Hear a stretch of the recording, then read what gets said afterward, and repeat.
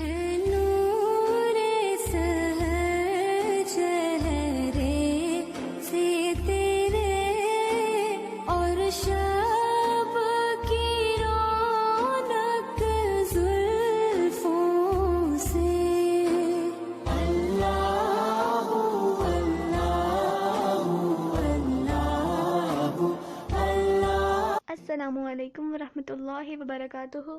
کروڑوں دعاؤں اور خوشیوں کی لازوال خزانوں کے ساتھ آپ کا آج کا اور ہر آنے والا دن رحمتوں اور برکتوں والا ہو۔ اللہ پاک آپ کی حفاظت فرمائے، آمین۔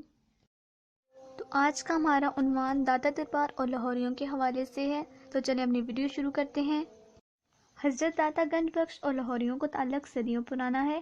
کہا جاتا ہے کہ لاہوریوں کو داتا صاحب اور داتا صاحب کو لاہوریوں سے خاص انس ہے۔ جب حضرت علی بن عثمان الجلالی الحجویری نے راوی کنارے اپنا ڈیرا ڈالا تو لاہوریوں نے انہیں داتا گنج بخش کے نام سے پہچانا۔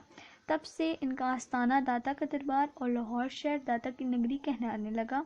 آج یہی لاہور کی اہم پہچان ہے۔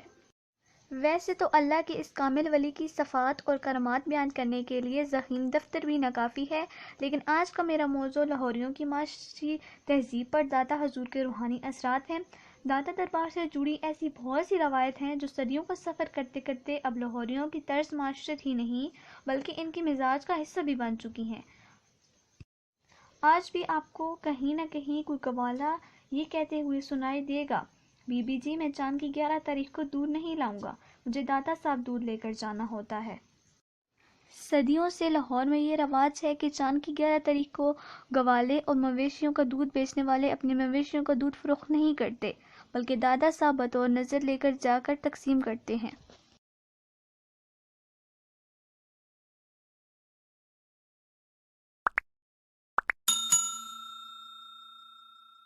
تو کیسی لگی آپ کو ہماری انفارمیٹیو ویڈیو؟ کمنٹ کر کے ضرور بتائیے گا۔ اللہ حافظ۔